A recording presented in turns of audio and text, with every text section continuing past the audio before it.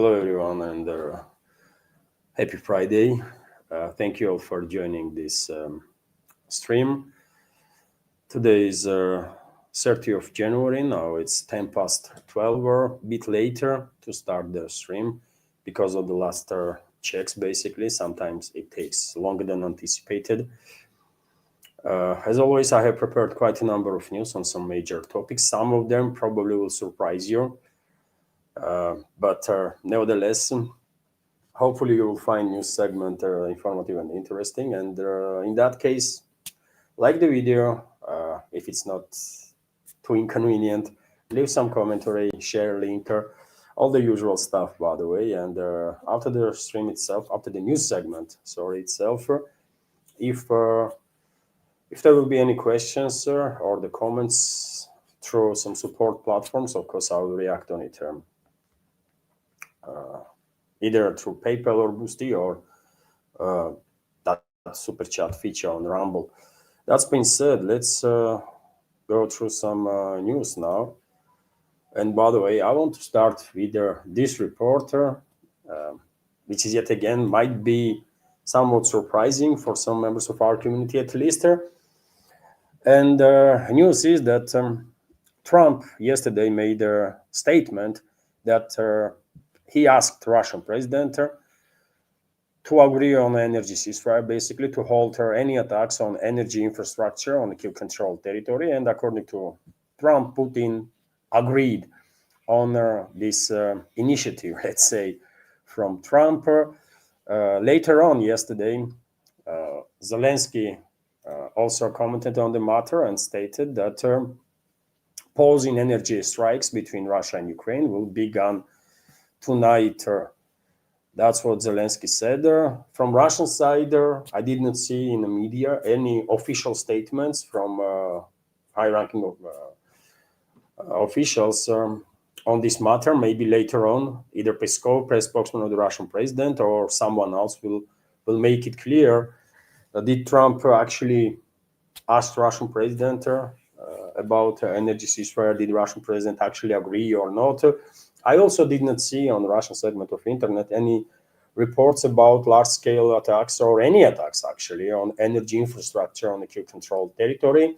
There was some attacks, nevertheless, some long-range precise strikes in Dnipropetrovsk region, for example, some other directions, but these attacks were against military infrastructure. Energy infrastructure was not touched.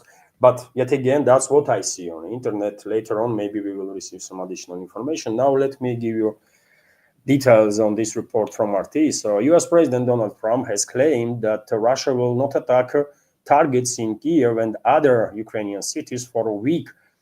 Trump said that their decision came after he personally asked Russian President Vladimir Putin to suspend their strikes. And then, quote, because of the extreme cold, I personally asked President Putin not to fire on Kiev and their cities and the towns for a week, Trump told reporters at the cabinet meeting on Thursday. Putin agreed to do that. Trump continued, adding that we are very happy with the decision. Earlier on Thursday, Kremlin spokesman Dmitry Peskov refused to comment on the rumors that Moscow and Kiev have reached so-called energy ceasefire. Ukrainian MP Alexei Goncharenko claimed that while there is an agreement on energy truce, there is no date for the start of the truce itself. And well, I guess energy ceasefire started yesterday at midnight. But yet again, official statements are needed from Russian side, right? To have a clarity on the matter. I can understand that very many people will be upset to hear this news here in Russia, all over the world, among the people that are supportive of Russia, because it's bad optics, right? Since when Trump is beginning to decide what Russian military is going to do or not? I mean, it is what it is, man. Right? So maybe Putin actually agreed on this energy truce. Okay, by the way, from energy truce to other temporary measures, only one step, right? This could be beginning of the road towards the mainstream that I predicted will happen soon, relatively soon, by the way, right? Which is, I think, not going to be a good development because temporary measures, Russian leadership itself has said there many times that temporary measures not acceptable because it will mean that sometime in the future conflict will resume, right? And that's why there was always accent, at least until now, on the side of Russian leadership, that root causes of the crisis has to be addressed to actually reach a sustainable peace, not temporary truce or something, but sustainable peace. But maybe Russian leadership will change its mind. First of all, Russian president, we don't know, right? But seems like he agreed on this particular temporary measure, energy ceasefire, which makes no sense, obviously, from a military standpoint. After all, why Russian militaries were targeting then and wasting expensive military equipment to neutralize energy infrastructure of the Q regime? Why we wasted so much effort, time, weapons, right? If we're gonna now just stop finishing off energy grid of Q regime that is used by our enemies to produce weapons, to move around its military personnel through railway and so on, right? So from military standpoint, definitely makes no sense, this decision. But yet again, it's not, from Russian side, this was not confirmed yet. So let's see what Kremlin has to say and how Kremlin will justify this action. Probably Peskov or whoever gonna comment on it will push on humanitarian aspect, right? To force people to shut up and be quiet, right? Not to be very critical, because yes, I mean, argument will be that are you want ordinary people to suffer when we all understand that it was never about ordinary people suffering. It was about neutralizing military industrial complex of the Kiev regime. And I remind you, by the way, that Kiev itself is saying that 60% of weapons that they use are produced there on the Kiev controlled territory. 60% of weapons. So significant portion of the military industrial complex there is still operational. Anyways, let's continue. Earlier I reported, by the way, that on 1st of February, trilateral talks will resume in Abu Dhabi. This time around, special envoy of U.S. President Witkoff will not be there, will not participate in this talks, and probably they're going to be no special envoy of Russian President Dmitriev present in Abu Dhabi too. Somewhat downgrade probably of these trilateral talks, but well, nevertheless, let's see what will come out of it. Moscow did not share anything at all about her previous two-day talks in Abu Dhabi that happened about a week ago, right? Probably Moscow will share nothing with public this time around also. And this is policy, basically, that Kremlin is pushing for. No information, no nothing, until some agreements are reached. Some might criticize this approach, some might not, but that's what Kremlin does, right? In the West, situation is opposite. There is a lot of talk, a lot of statements. For example, Rubio, just a few days ago, while answering some questions of lawmakers in the US, stated that agreement on security guarantees for Ukraine is almost completely reached, and only one point is left, territorial issue. And on this exactly territorial issue, by the way, Zelensky this morning, according to reports that I see on internet, this morning stated that Kiev regime will not withdraw forces, neither from Donbass or from anywhere else, and the Kiev regime will also never agree on never acknowledge that Zaporozhye nuclear power plant is belongs to Russia or anything like that. So they are promising that they're going to continue targeting Zaporozhye nuclear power plant also. Statements from this morning, by the way, right? From Zelensky. But Rubio said that, yes, only territorial issue is left. 90% of all the other stuff is finalized, right? And Russian Foreign Minister Sergei Lavrov was asked about it. And that's what Russian Foreign Minister said. Russia does not know what security guarantees the US and Ukraine agreed on. And let me give you some details from Lavrov's statements. Russia is unaware of what security guarantees have been agreed upon between the United States and Ukraine. This is how Russian Foreign Minister Sergei Lavrov commented on the US Secretary of State Marco Rubio's statement that all parties had already agreed on their guarantees. And another quote here, we don't know what guarantees they agreed on, but apparently they were about guarantees for the very same Ukrainian regime that is pursuing Russophobic neo-Nazi policies, Sergei Lavrov told the journalists. The day before, at their hearing in the Senate, as I already mentioned, Rubio made these claims that 90% of all the issues agreed, territorial issue is left. And yeah, Lavrov said that no, man, we don't know what they are talking about, right? And this is very important because it well might be that Lavrov actually don't know, right, what Rubio is talking about, because it seems like Russian Foreign Ministry is completely or almost completely out of this process of negotiations, right?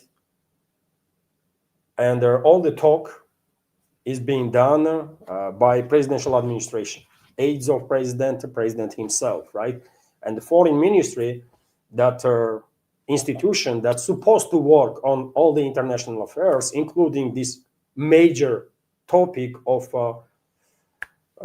finding resolution around the Ukrainian crisis, negotiating with the hostiles and so on. Foreign ministry is basically absent almost completely. So therefore, this statement of Lavrov can actually be true, that he just don't know. Foreign ministry did not receive no papers, nothing to work with, right? And obviously, foreign minister cannot talk about on behalf of Russian presidential administration. Maybe they know something, right? Maybe they received some papers and they agree on something, but foreign ministry didn't.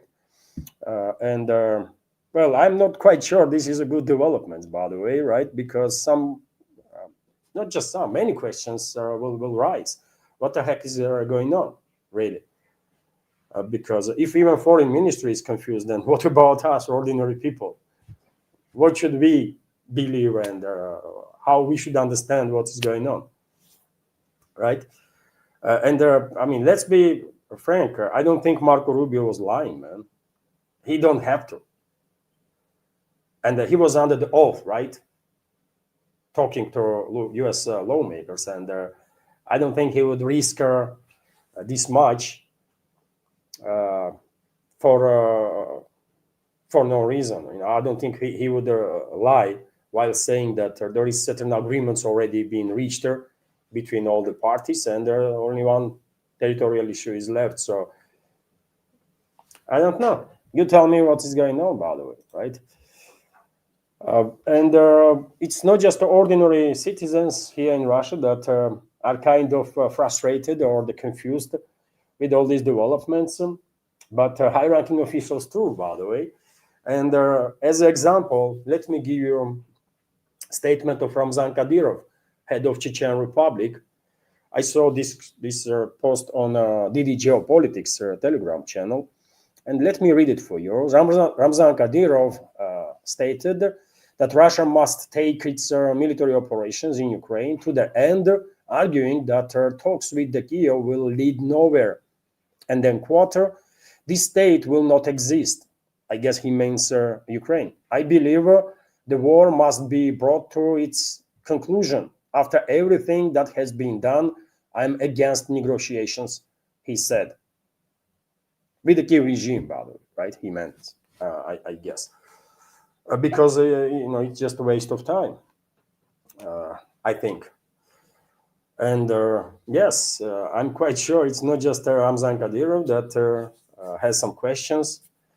Very many people here in Russia are confused, frustrated, want to know answers. Uh, I'm quite sure also very many people here in Russia don't want to see something like Minsk Free happening again because we learned the lessons, right? We learned the lessons. We'll understand that temporary temporary measures, temporary solutions will lead to war again. We just know this, right? Uh, so it is what it is. I think at some point, Kremlin will have to address these questions, right? Because after all, they are working for us. They should not forget that Putin and everyone else there, they are our employees. We pay them salaries, right? And they cannot allow themselves to lose touch with reality. They have to know that society, significant parts of society, is getting too freaking frustrated with everything. And this frustration will only increase, and already increased, I guess, when people hear about Trump's statements that, well, he called the Russian president or asked the Russian president to hold their military operations in certain areas, and Putin agreed. I mean, why? Why, man? What the hell is going on, right? So let's see, man. Let's see. I don't really understand myself what the hell is going on. So, you know, let's wait then. RIA Novosti is also reporting that, well, Russia and their Kiev regime exchanged their bodies of their fallen soldiers once again yesterday.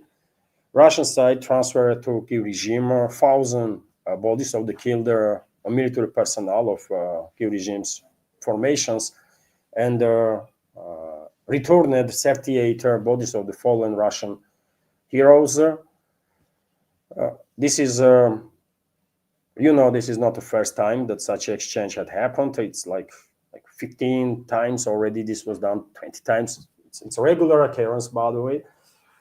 One of the achievements of Istanbul talks, actually, is that on a humanitarian track, there was some actually was some progress, and thousands and thousands and thousands of bodies of the killed military personnel of Kiev regime was returned to Ukraine, and hundreds of bodies of killed Russian military personnel was returned to Russia. Always, when this kind of exchange happens, Russia transfers 1,000 plus bodies and returns in Russia bodies of several dozen Russian fallen soldiers. This time it was a 38, and this information gives you better understanding, I guess, on a casualty rate that sides are facing on the battlefield. Kiev regime loves to talk about like neutralizing hundreds of thousands of Russian troops, millions of Russian troops every single day, every single month. But in reality, situation is very, very different, and the casualty rate definitely is not in favor of Kiev regime and its NATO backers. Russian forces liberated Bela Berioza settlement in a Sumy region, according to reports. And let me show you on the map difference. This is not really a village. Used to be one, probably during the Soviet Union or something, but then village was deserted, right? And now it's just a forestry in that area. So let me show you. It's a Sumy region, right? I guess that's where it is, man. Yes. Bela Berioza. There was a settlement here in the past. Nothing is left, literally. Nothing is left there. No villager. No one is living there. It's just a forest. And I guess Russian militaries cleared this forest that now has this name, Bela Berioza, right? So, and this is Sumy region, by the way. Advance of Russian troops in this border line area might be indicator that soon, possibly, Russian militaries will launch another local-scale offensive operation to create a buffer zone in this area, also on the northern western side from Sumy city itself. And by the way, Russian troops already are creating on a few other areas in the Sumy region buffer zones, right on the northern side of Sumy, for example, dozens of settlements already being liberated by Russian troops, and buffer zone is already there and expanding and expanding. Also, let me share with you this statement from French Foreign Minister Barrot, who said that sanctions should be particularly tough against Russian shadow fleet. The minister claims that Russia's actions in Ukraine allegedly demonstrate a lack of willingness to negotiate in good faith. That's why we are continuing our work to ensure that the 20th package of sanctions against Russia is as powerful as the 18th and 19th, with their particularly tough measures against the shadow fleet. I guess this statement is a promise, can be seen as a promise from our enemies that they're gonna hijack more and more vessels, commercial vessels that will be linked to Russia or Russian ones, right? And therefore, as I already said many times before, I guess we don't really have much options um, but to escort as many commercial vessels with military assets as possible, right? Obviously, Russian Navy does not have enough warships to escort every single commercial vessel to guarantee its safety. So therefore, either convoys have to be created of 5-10 vessels at the time, and that convoy can be escorted by their one warshipper, or Russia has to initiate some other formats of their security architecture for commercial vessels and their private military companies, or maybe even regular Russian troops can be deployed. Marines, for example, can be deployed on these vessels. Something has to be done, clearly, because otherwise we're going to end up in a freaking maritime embargo, sort of. If we allow our enemies, France, UK, US, all the others, by the way, from NATO, to arrest or hijack or terrorize Russian commercial fleet or the commercial vessels of our allies or the partners, right? Something to keep in mind there, something to keep in mind for sure. And obviously, Iran is a big topic. Iran is a big topic that worth our attention. U.S. military ready for action against Iran. Secretary of War Pat Hegseth stated earlier Trump was threatening Iran with military action. Now Hegseth is doing the same, and well, it's not just the words. A significant number of military equipment, military assets has been deployed towards the Middle East by U.S. Multi-role fighter jets, strategical bombers, aerial refueling tankers, air defense systems, navy assets. By the way, a lot of military assets are concentrated now around the Middle East, and I guess attack on Iran is inevitable, imminent, absolutely imminent at this point. And I have said already before that, in my personal opinion, U.S. not gonna try or Western ruling class has no plans to get engaged in a nation building or regime change alone and stuff like that. No, man. What they want is to provoke a civil war inside Iran on ethnic lines, sectarian lines also when it's possible, and then to spread this instability from Iran to other Gulf nations in the Middle East. That's their plan, because they want to shut down navigation into Persian Gulf through Hormuz Strait, right? To cut off China from Middle Eastern energy sources forced Beijing to increase its dependence on Russian energy towards the critical level, because at that point, Western ruling class wants to, as I said many times before, plans to create some tensions between Russia and China, and even provoke war between the two.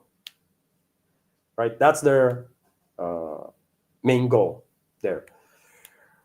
And that's why I was saying that neither Moscow neither Beijing can allow Western ruling class to succeed in destabilization of the Middle East. But unfortunately, neither Russia, neither China, neither India managed to succeed in implementation of some additional security measures in the region, security architecture, which means that Middle East is doomed for disaster, right? And that will be disaster for the rest of the world also, obviously. But Western ruling class has no care about this, of course. And by the way, earlier UAE, United Arab Emirates, and also Saudi Arabia stated that they would not allow anybody to use their airspace, their waters, or the ground to attack Iran. And I said straight away that it is hardly believable that either Abu Dhabi or the Riyadh will stand for this statement and will actually oppose US to use their airspace or their waters or the ground for attacks on Iran. And I think I am correct on that. This is a correct call, because most of the assets of these countries are, you guessed where? In the West, right? In the Western financial and the banking system. And at this point, no one has any doubts that Western ruling class is well capable of stealing those assets, just like that, because they can and they want to. And all it takes for Washington or London, by the way, is to send a short message to Abu Dhabi and the Riyadh that you're going to lose everything. And that's it, right? They will obey orders. Quite sure.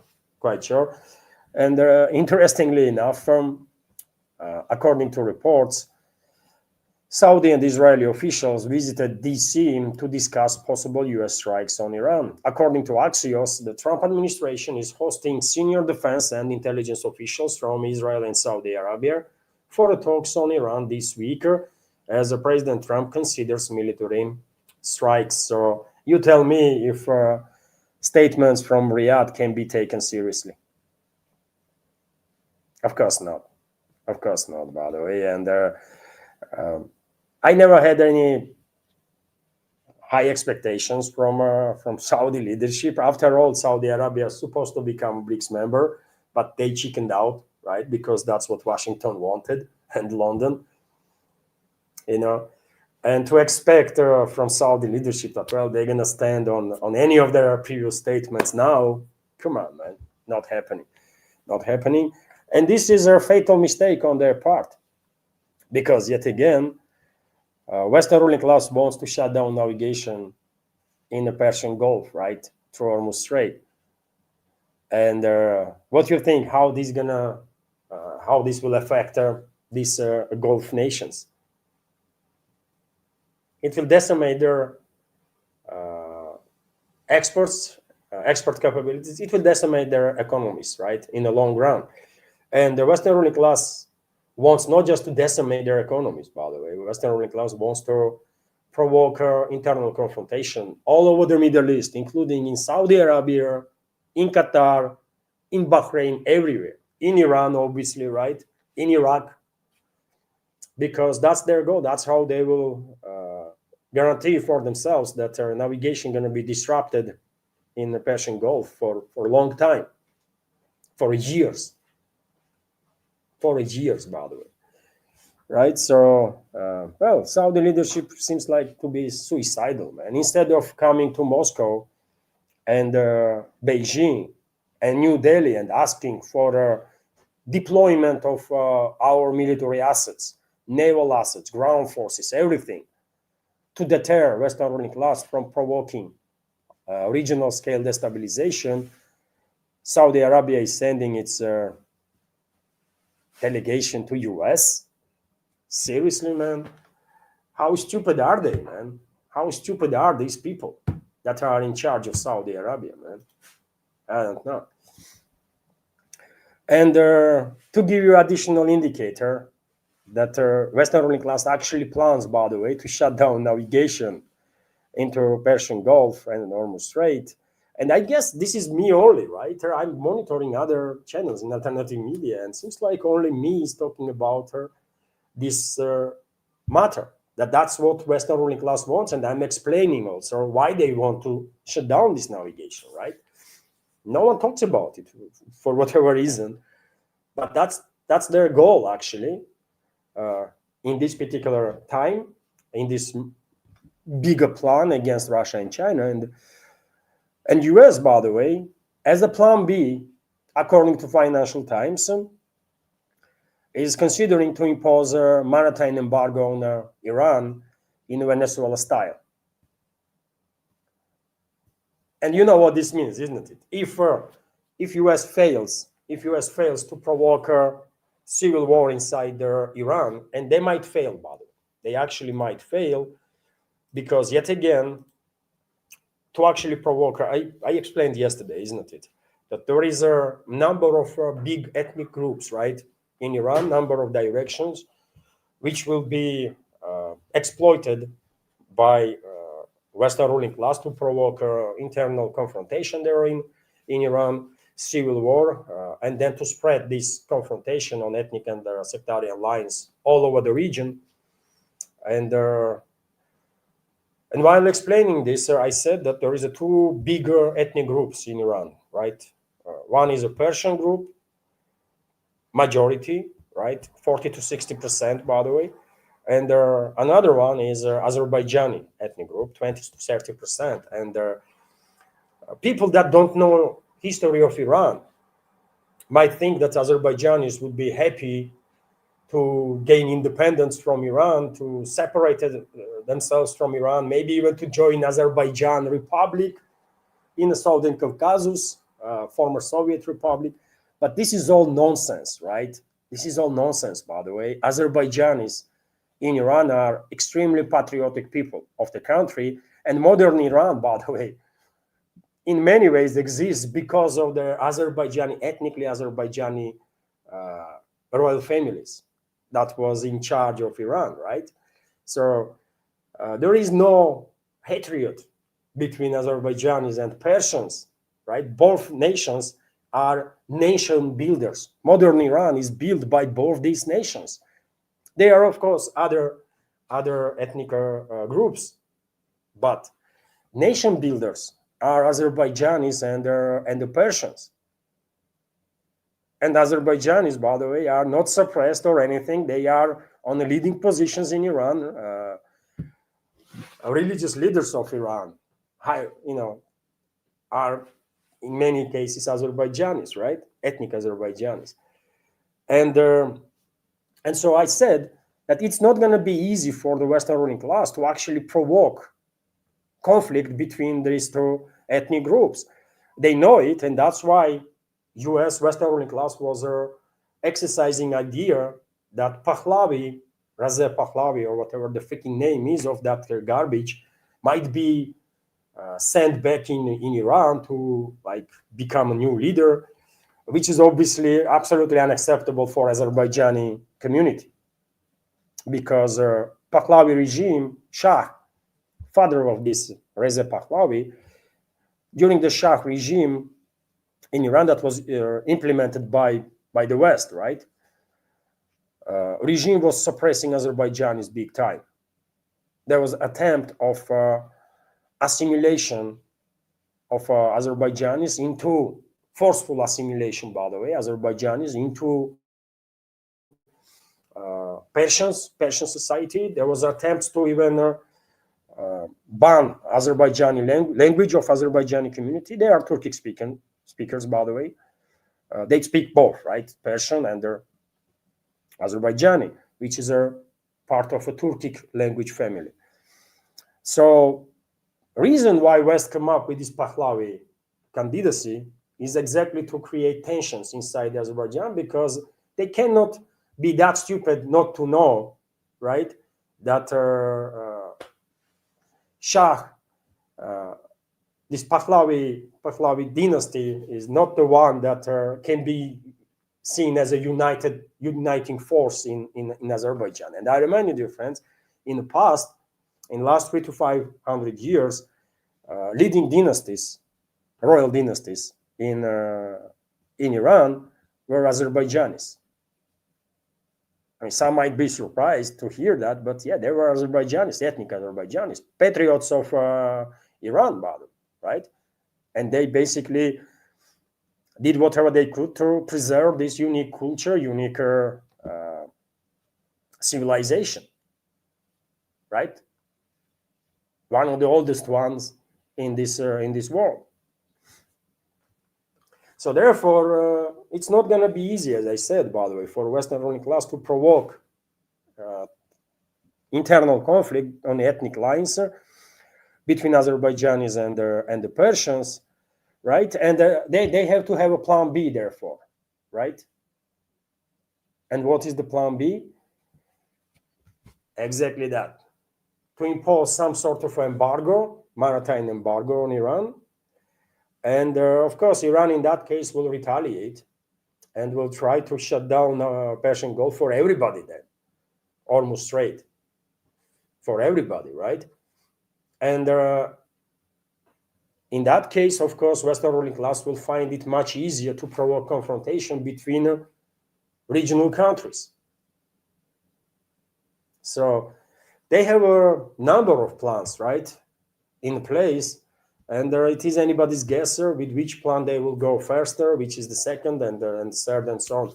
I personally think that they will go first with their strikes on Iran. They will try to conduct decapitation strike on the political military leadership, and also this time around, I'm quite sure enemies of Iran will be focused also on the strikes against their security services, police, ordinary policemen, by the way. They will try to destroy as many police stations as possible, right? Because they want chaos to erupt, to provoke to create a power vacuum, right? And to basically create a situation in which different groups will struggle or try to fulfill this power vacuum, and that will, of course, might generate some tensions. So this is the way how Western Israel will try to provoke this internal conflict on ethnic and sectarian line, right? But yet again, if they failed, they have a plan B to impose this maritime blockade, and they might even use all the plans they have, A, B, C, and whatever, simultaneously, to increase the chances that they're gonna actually succeed in shutting down navigation in the Persian Gulf. Iran is preparing, meanwhile, of course, there are reports that number of strategical partner countries, Russia, China, others, are helping Iran with their weapons, with their intelligence, with this and that, right? And I'm always reporting whenever some information is available on that. Yesterday, by the way, I reported that picture was circulating on the internet of Mi-28, by the way. Yesterday during the live stream, I said Mi-24.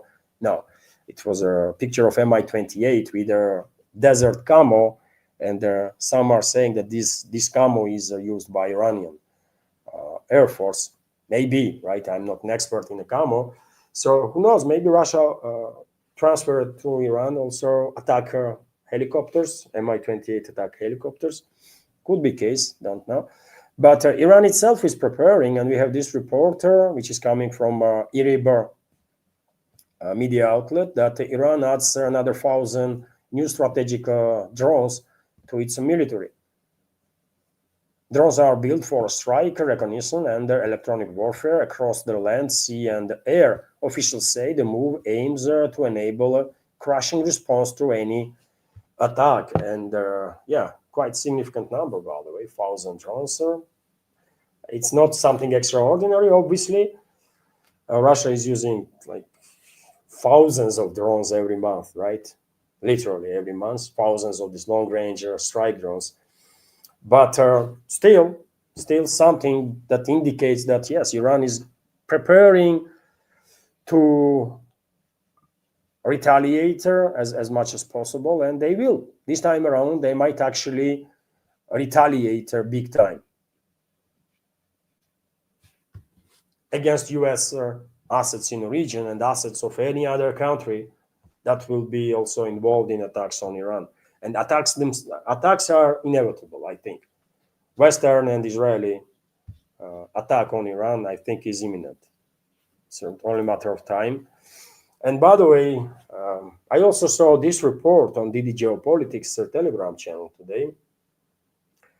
And initially, well, I was thinking, really, something good, maybe, someone in the leadership of Russia and China are listening to me or something. I was joking, by the way.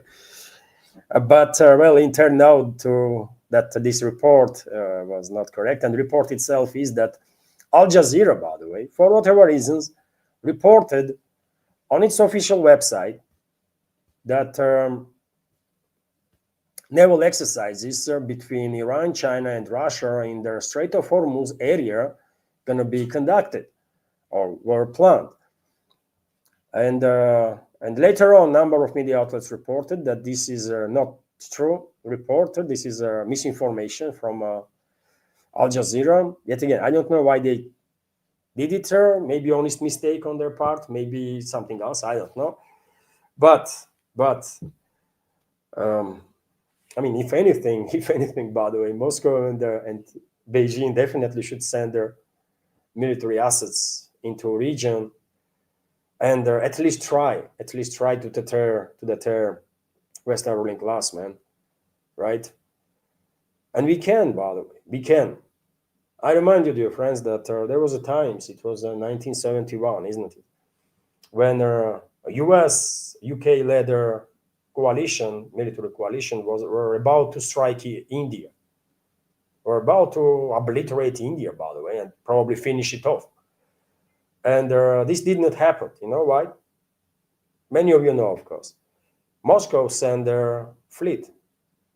Moscow sent fleet, by the way. Not entire fleet, some assets.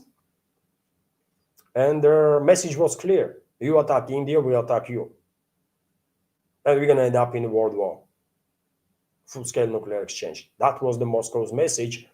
And nobody at the time, among Western ruling class, think that Moscow was bluffing. Nowadays, Western officials love to talk about bluff on Russian side, but in 1971, no one dared to think even that Moscow was bluffing, and they retreated. Russia saved the India. Soviet Union, by the way, saved India. Right?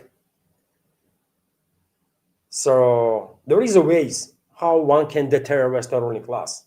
Yes, they are powerful, very powerful, actually. Maybe most powerful force in this world still nowadays. But nevertheless, there is possibilities. There is a ways, tested ways, right? How one can deter Western ruling class. And I'm telling you, by the way, I think Middle East stability in the Middle East is absolutely existential for safety and security of Russia, for safety and security of China, and therefore I think both countries are well in a position to make a very similar message, very similar claim or statement as Moscow did in 1971. Send the assets and make it clear that you attack Iran, you try to destabilize the region, and we will attack you.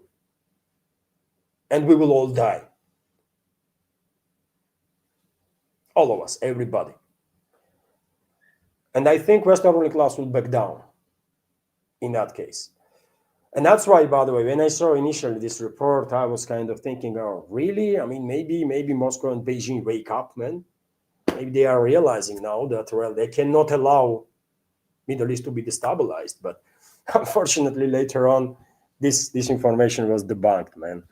So they're going to be no Russian, Chinese, and Iranian naval exercises in Hormuz Strait or anywhere there.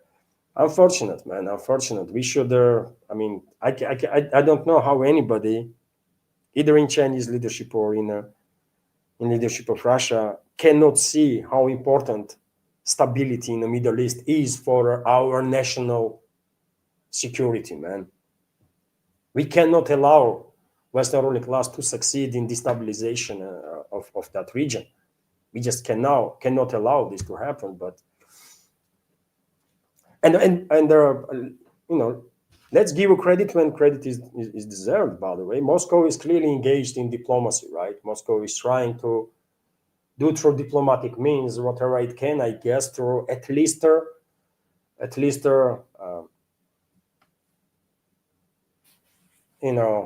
make sure that regional countries not gonna attack each other, right? Regional countries gonna maintain good relationships. And on this matter, yesterday, by the way, leader of UAE, for example, had a meeting with the Russian president, and obviously one of the key points of discussion was the Middle East, right? Situation in the Middle East. So on diplomatic track, Moscow is active, and I'm quite sure Beijing is doing the same, right? So openly or through behind closed doors, but both capitals are very active diplomatically. But this is not enough, man. What we actually have to do is what Moscow did, what Soviet Union did in 1971, send our military assets and made it clear that you attack Iran, you try to destabilize Middle East, and we will attack you. And I think, and we have, all we have to do is increase battle war readiness of the Russian strategical forces and Chinese strategical forces, to highest possible level. And I'm quite sure, by the way, Western ruling class will back down. Otherwise, they would not, man. Otherwise, they will not stop. Share your take, what you think, dear friends. But clearly, Soviet Union demonstrated that there is the ways to force Western ruling class behave adequately, right? We did it before, we can do it again. It's all about political decisions, right? All is needed is Moscow and Beijing to make political decision, right? Anyways, let's continue, by the way, with some other news. And well, as I mentioned, dear friends, Russian President Vladimir Putin had a meeting with the leader of UAE yesterday. And during this meeting, of course, many topics were discussed, including topic of Palestine. And the Russian president stated that he considers the creation of a full-fledged Palestinian state to be fundamental. And of course, I agree with this take. Palestinian people have to have a state, right? They have a state, by the way, but is destroyed and been occupied by Israel and Israeli allies. And this has to stop. And Israel has to be demilitarized, denazified, and Israel has to withdraw from all the occupied territories. That's it. Will this happen? No. Unfortunately, I mean, I don't know, man. Who's gonna demilitarize Israel and who's gonna denazify Israel? I don't know, but if we were living in a better world, then that's what would happen. So yes, Putin stated, and I can give you a quote. We have repeatedly discussed the situation in the Palestine-Israeli conflict zone and their joint efforts to improve their humanitarian situation in the Gaza Strip. But of course, the fundamental issue is the establishment of a full-fledged Palestinian state that would coexist in a secure world with Israel. The Russian leader said, opening talks in the Kremlin with United Arab Emirates President Mohammed bin Zayed Al Nahyan. So yes, that's the Russian position. I remind you, dear friends, that Moscow had recognized Palestinian state decades ago during the Soviet Union, right? And modern Russia is, of course, continuation of the Soviet Union. It's only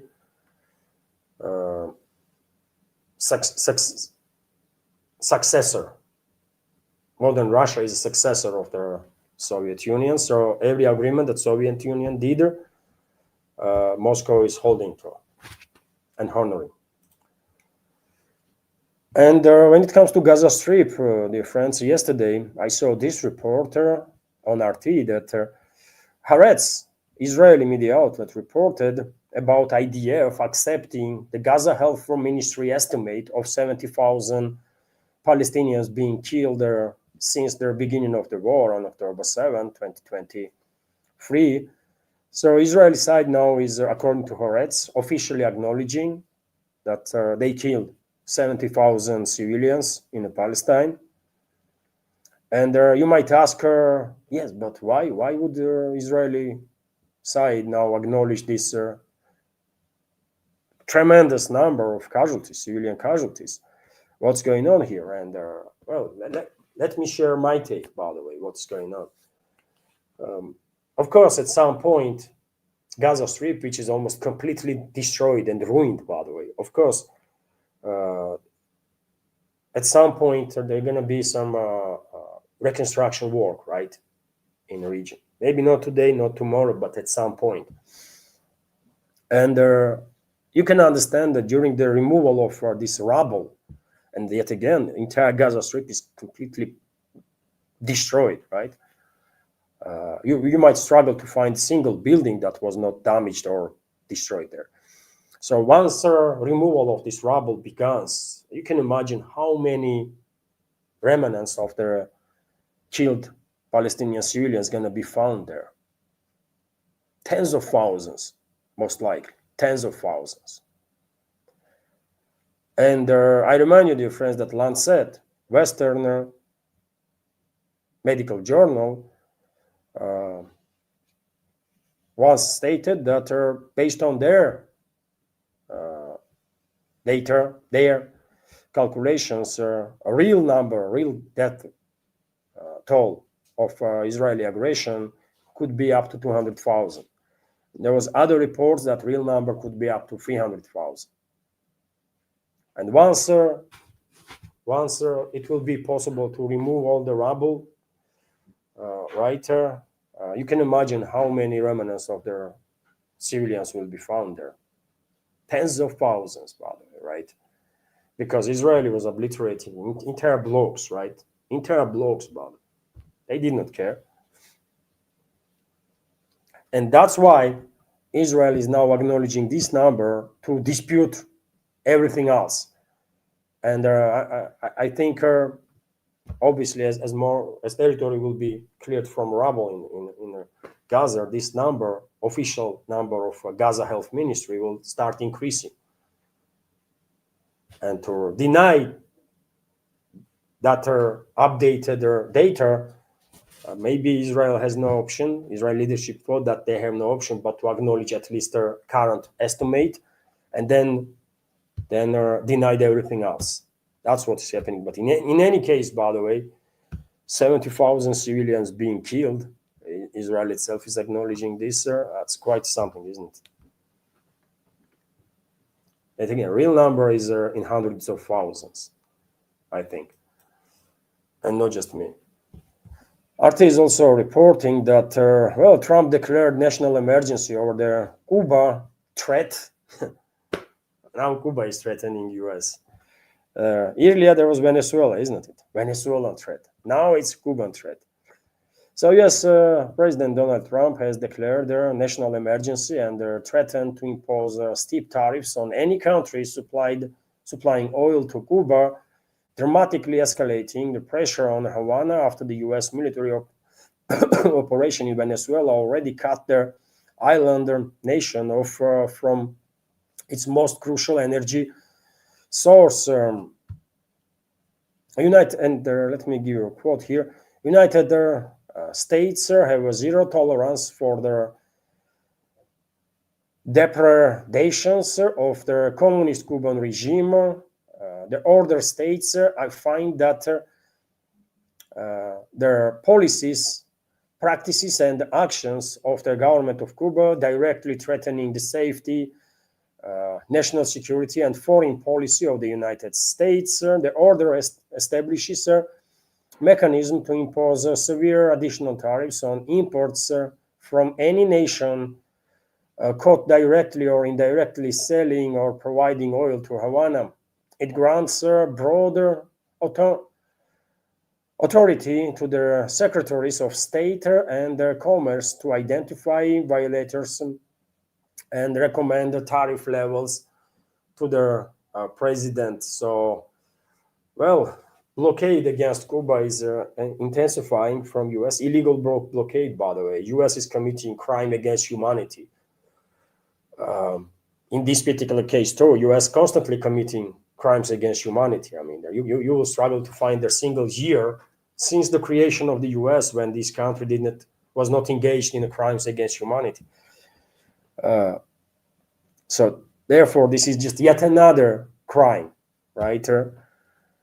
These barbarians, by the way, right? That's what they are. These illiterate barbarian tribes that are in charge of U.S. Man, all they know is killing people, torturing people, right? Starving people to death. That's what U.S. is all about. And they are imposing these draconic measures now against Cuba. They want us to starve, basically, people there, right? They want to starve people on Cuba to death. And unfortunately, this shameless humanity, and I'm quite sure, by the way, most of the humanity is a freaking garbage, right? I guess myself included. I would not say I'm any better than anyone else, but yeah, most of the humanity, unfortunately, is fucking garbage and allows all kind of crimes against innocent people to take place in mass. Humanity allowed Israel to kill tens of thousands, hundreds of thousands of innocent Palestinians and did nothing. And humanity is allowing millions of Cuban people to be tortured by US, and humanity does freaking nothing. And yeah, that's what we are, man. Actually, we love to think that we are good and decent and all that kind of stuff. Are we really? And let's see which country will dare to assist people of Cuba, man. I don't give a damn about government there, right? Or I don't give a damn about government in any other country, man. It's none of my business. But it's a humans there, right? Ordinary humans, man. That want to live in freaking peace and safety, right? And they deserve it because they are humans, man. It's not, who the hell is US freaking president to torture them? Who are the Americans, man, to torture these millions of people for decades and decades? Who give them this right, man? No one, right? These fucking mass murderers, man, and genocidal maniacs. So let's see who gonna do anything, man, to help people of Cuba. Which country will dare to say to US, fuck off and fuck you, and assist people of Cuba?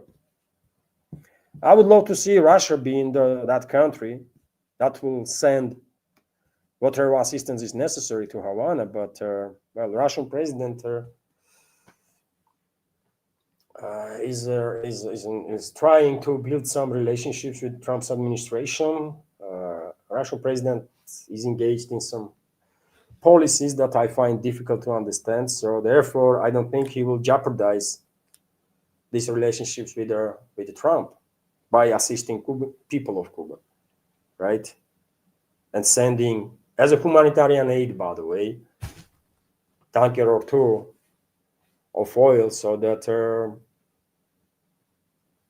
there will be no freaking total energy collapse there.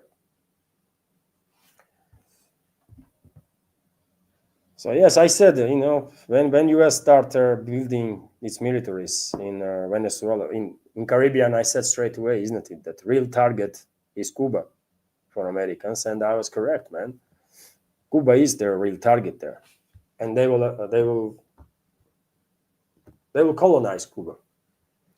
Unfortunately, there is no one to come for to help, man. People of Cuba, there is no one out there. Millions of statements will be made, or we condemn this, we condemn that, but actions, nah, there gonna be no freaking actions, man. Unfortunately.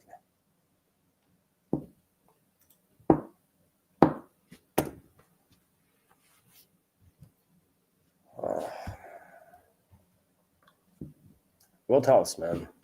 It's depressing, isn't it? I mean, when you think about all this stuff, man, it's freaking depressing, man. Why humanity is this way? Why we are this way, man? We love to pretend that we have some values and principles, but when it comes to action, majority just chickens out, man. Right? And I suffered big time in my life, by the way. Let's be real here. I suffered big time in my life when exactly for standing on my principles. And I was thinking I'm not gonna be alone, man. Some others, I mean, you see, they are saying that, well, they're gonna stand strong too, but then I was finding myself standing alone, man, and I was beaten up hard, man, by this freaking life for that arrogance to stand on the principles. Anyways, man. Let's continue. Let's finish this live stream on something positive. And well, RT's report here that potentially habitable Earth-sized planet was discovered out there in this vastness of universe. So scientists have discovered a distant Earth-sized planet that may be capable of supporting life.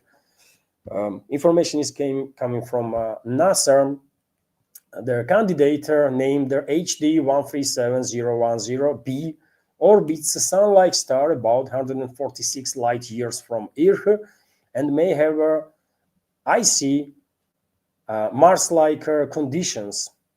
Their findings were published this week in the Astrophysical Journal Letters.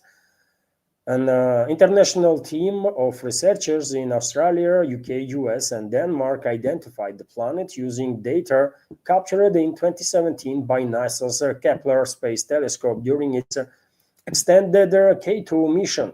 HD 137010b was spotted during their brief transit when it passed in front of a star, causing a tiny dimming event. It's a fluctuation in light, by the way. All the planets are discovered the same way. They are orbiting their sun, isn't it? And when they are passing across the sun, this light that comes from the sun diminishes just slightly, right? And that's indicated that something is blocking some light right there. And that's how all the planets being discovered there outside of our solar system.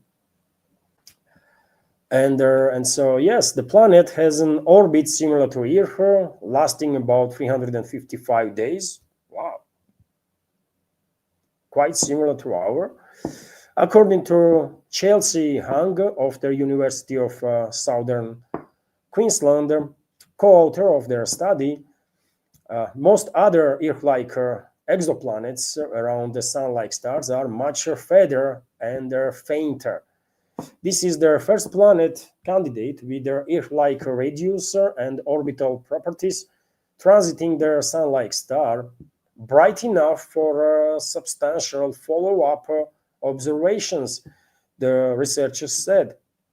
Being near the outer edge of its star's habitable zone, the planet would receive less than a third of the heat and light Earth gets from the sun. Its surface could be as cold as minus 68 degrees Celsius, roughly the same as Mars, scientists say. Dense carbon dioxide rich atmosphere could warm the planet, giving it 51% chance of failing within the habitable zone. So okay, something good, by the way. I will not continue. There is a freaking dozens and dozens of civilizations out there, man. I'm quite sure about it. And one day, our descendants, if humanity will survive, of course, its own destructiveness, one day our descendants will make the first contact, and then we will join freaking galactic community for sure. But now that's all we have, man. You know, more and more planets in habitable zone, and habitable zone is by the way approximately the distance from the sun that Venus, our planet, Earth, and Mars are, right? Anything closer, it's inhabitable. Anything too far, further, is also considered to be inhabitable or unable to sustain liquid water. Let's say this way. So okay, maybe there is some freaking civilization already in that planet. Who knows, man? And I guess this is it. This is it for today's live stream. I hope you liked it. By the way, I hope program was interesting, informative. Right now, dear friends, let me check media outlets for potential. Let's do it together. Let's do it together. Let's check some media outlets for potential breaking news.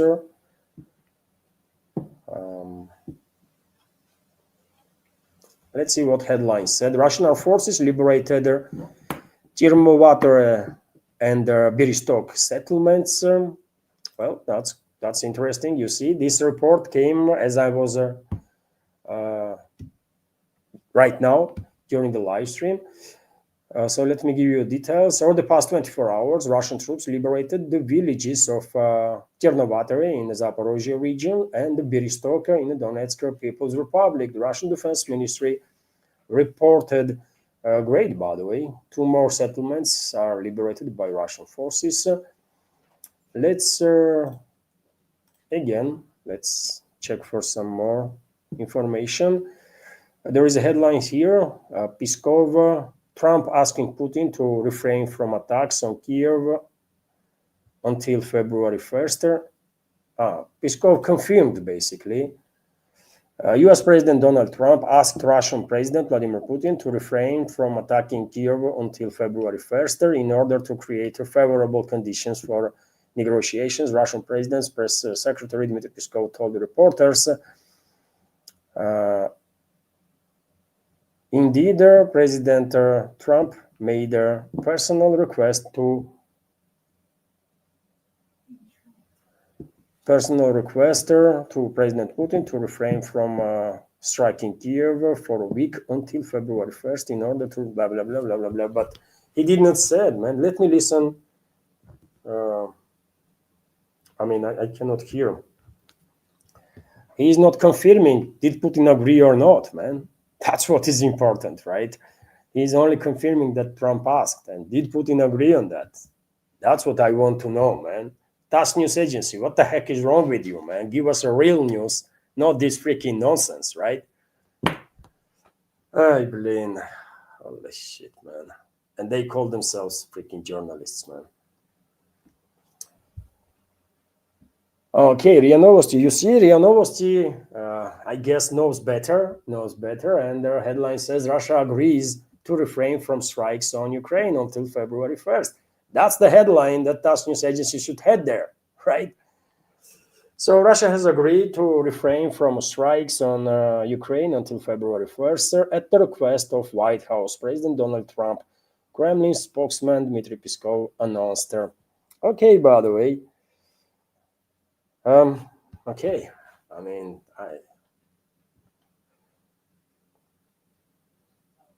Many people will probably ask questions, why? Who the hell is Donald Trump, by the way, to decide to intervene in the plans that Russian militaries have, right? And if Russian militaries were planning to conduct attacks today or tomorrow or day after on some military and logistical infrastructure or the energy infrastructure of the hostile side, then who the hell is picking Trump, man, to intervene in this military planning? What the hell, man? And how many Russian soldiers? Who will tell me how many Russian soldiers gonna die, and how many Russian civilians gonna die now because of this temporary truce? Because military-industrial complex of the Kyiv regime will produce certain drones, right? Certain number of drones, because they will have energy for that, and because there are a certain number of militaries of the Kyiv regime going to be transferred closer to a line of contact through railway that uses the electricity, and then those troops will end up on line of contact and might kill Russian citizens, right? I don't know, man. I don't get it. I don't get it, man. And I'm not going to even try to understand what the hell is going on in Putin's brain, man. How his thinking process is going. At this point, I don't know, man. I don't know. This is wrong on so many levels that it's hard to even freaking comment on the matter. But it is what it is, man. Let's check Kommersant, what they have to say. New York Times is reporting that Trump offered the new options for strikes on Iran. I mean, strikes on Iran are imminent, by the way. Bloomberg is commenting Trump plans to appoint Kevin Washer as a federal chief. Okay. Zelensky statement. I did mention this during this live stream earlier, by the way. Zelensky stated that Ukraine will not compromise on the Donbass and Zaporozhye nuclear power plant. Well, Moscow compromise. Moscow can compromise. You see, Russian president loves compromises, man. Trump asked him to stop her conducting some military operations, and he said, okay, Donald, we can do this. Yeah, fucking hell, man. This is too bad, man. What can I say? Just too freaking bad. That's it. Maybe you understand better, by the way. I don't. And I don't even want to understand no more, man. Putin is in charge. He is a president elected by people. And choices have consequences, by the way. If people made the wrong choice, then we will face consequences altogether.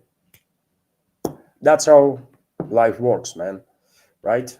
And I have said many times before, Putin was a great leader in the peacetime, good leader. I will not say great, by the way. I mean, no one is really great, right? He was a good leader for peacetime, and I think he's a terrible leader for wartime. Personal opinion, by the way.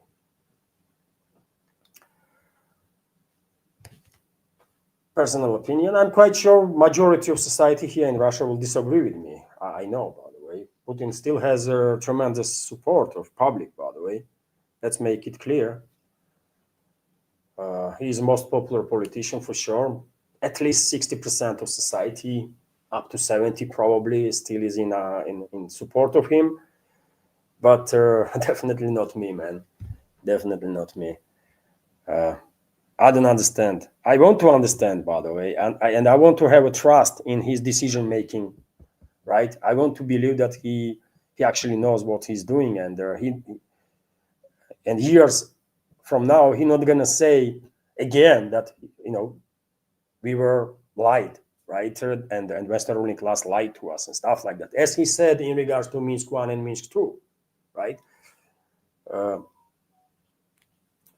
But yeah, anyways, man.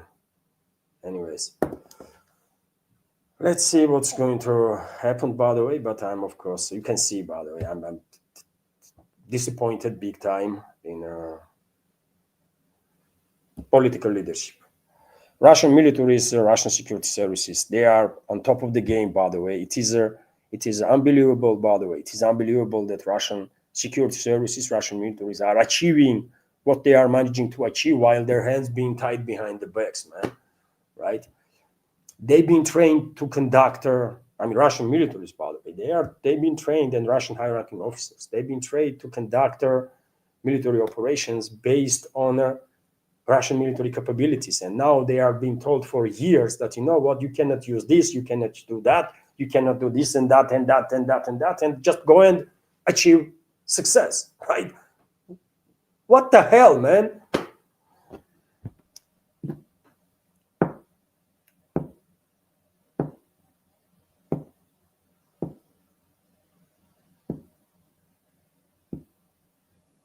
Michael Kennedy is commenting, Levan is emotional. You can't be when dealing with psychos like Trump.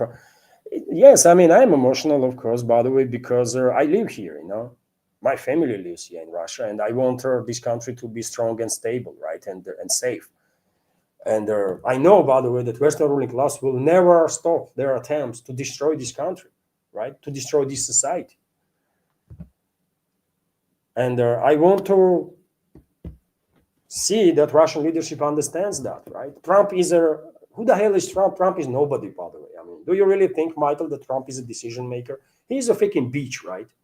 I mean, let's be real, man. He is a freaking prostitute. Nobody, right? Decision makers are other people, man.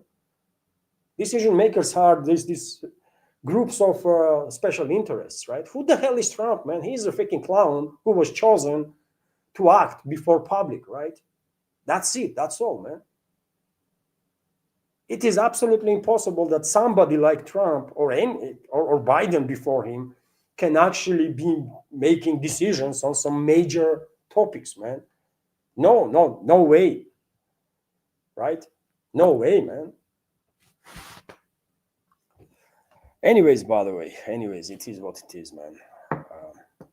Let me end this live stream on that. David King is telling me, commenting, Levan, you read too much Western media. I mean, it's not about Western media, David.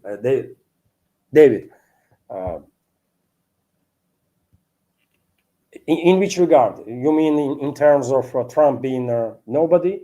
He's nobody, man. He might be able to make decision about destroying this wing or that wing of White House, right? And to do some renovation there. These actual, influential groups in the U.S. probably have no care about it. Trump can destroy entire freaking White House and no one would care. But when it comes to some geopolitical stuff, who the hell is Trump, man? He's an actor, right? He's a freaking actor, showman, that will pretend to be a decision maker. And, I decided that we're going to do this, we're going to do that, we're going to attack Iran now. And who is he, man? Freaking nobody. Come on. And this is the case all over the Western world, man. All over the Western world. Decision makers are in shadows. And public was given some talking heads, right? To keep public in this illusion that they actually have some sort of democracy and they have some influence on the matters.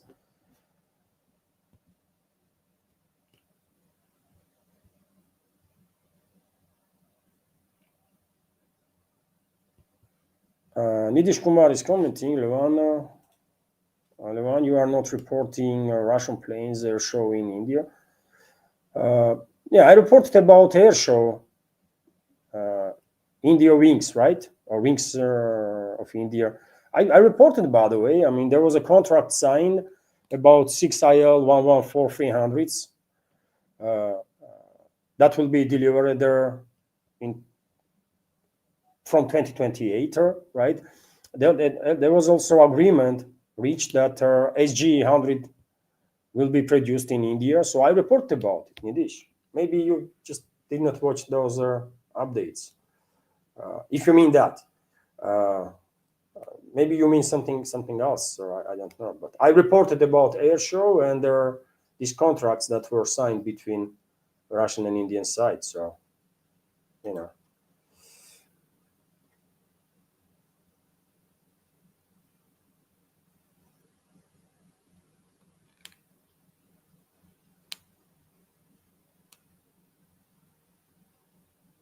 Okay, David is commenting. You report too much Western talking points, sir. You know, they are liars. I mean, of course, I have to monitor all the media outlets, right? All the media outlets. But when I'm reporting about something, uh, it can be checked, right? It can be checked. In today's update, for example, I mentioned this Trump statement that he asked Russian president to agree on this temporary ceasefire, and well, Peskov confirmed that yes, Trump actually asked and Putin agreed. RIA Novosti just reported about it, right? So it's factually accurate. I reported about something that is actually matters, right? So I mean, should I ignore this information? No, it's important. It's important. It's actually influences the developments, right? It demonstrates dynamics in relationships, even between Trump and Putin in some ways, right?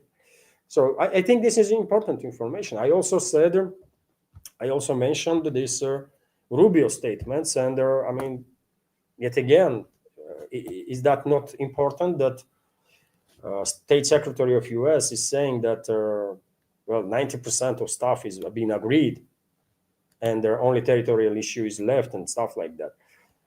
I think this is important. It's not a talking point that I'm repeating, but information, right? That this side is saying that's what is going on. And also, when I shared Lavrov's reaction, I did it because to highlight that on one side, the Russian foreign ministry is seems like not really engaged in all this process, right? And on the other side, foreign ministry has no official papers on its hands, right? What are agreements being reached, or what 90%, what's going on? So this report about these two topics is clearly indicates, right, certain issues. Sometimes I'm just giving you a hint, right? I might not go into details here and explain some stuff. I'm giving you hints, so you will think, what the hell, man? Why foreign ministry is saying this? What's going on? Is foreign ministry really out of business on this matter right now, or something else is happening? It's a it's invites thought process, right? I have my own ways of preparing this news updates, and I think all the news that I share are important, and what is behind this news, right? Or what could be behind this news. So you know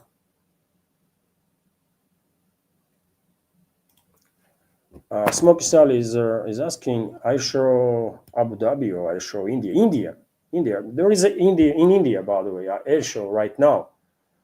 In past several days was, at least, maybe it's finished now, but there was a Wings India Wings or Wings of India. I cannot remember exact name of their air show, and Russia was present there, and some contracts were signed there, and I reported about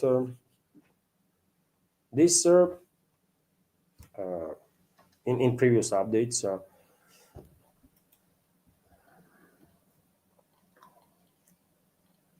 I have to return, by the way, to this. Remember, at some point in the past, after new segment, I was engaged in with community. I was, exchanging opinions with community in real time, and as I do right now, by the way, and it's good, man. Maybe I should return this, especially because this Sunday big community chats or fundraising streams were total failure for last in past 3 weeks.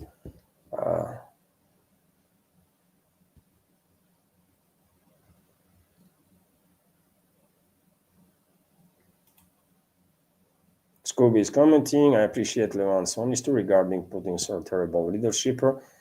It's a Putin that has allowed a situation where Russian citizens are being bombed on their own territory. That's insane. Thank you for sharing, Scooby. And, Yeah, I mean, I have my opinion. I know majority would not agree with me here in Russia, but nevertheless, man, I have my opinion, and I never shy away to share my opinion. Right? It's a Western propaganda, by the way, that here in Russia everyone is forced to think in the same direction or move same direction. You are not allowed to have alternative uh, ideas or be critical or have a critical position about either politicians or policies or anything, right? It's all fake, by the way. I mean, I'm absolutely free to share my opinion, right? Uh, and I do.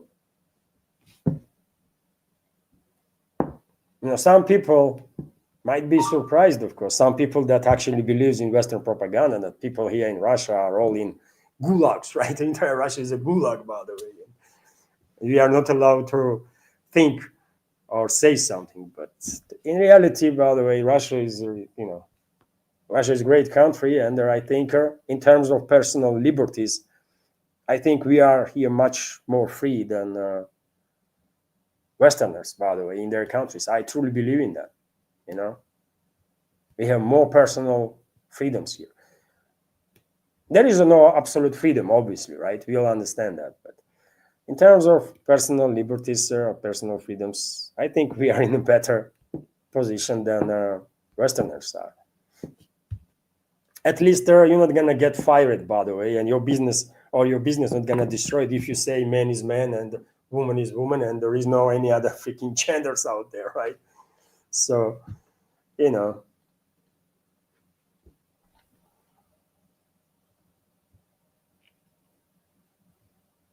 I mean, Scooby is commenting, and I understand your pain, by the way, in this comment, and ironing through. We are the ones doing the gulag, this team gulag thing now. Scooby is saying, and I mean, yes, that there is a truth in this, isn't it? Pain and the truth in this comment. Unfortunately, level of deterioration in the Western world is.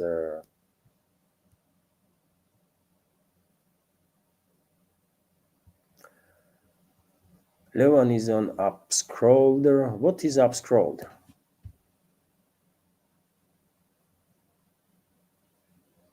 I don't know what this means. Levan is on up scrolled. I don't know what that is. Up scrolled. So I don't know. Okay, dear friends. Okay. This is it for now, I guess. It's a Friday, isn't it? Have a wonderful Friday, dear friends, and a great upcoming weekend.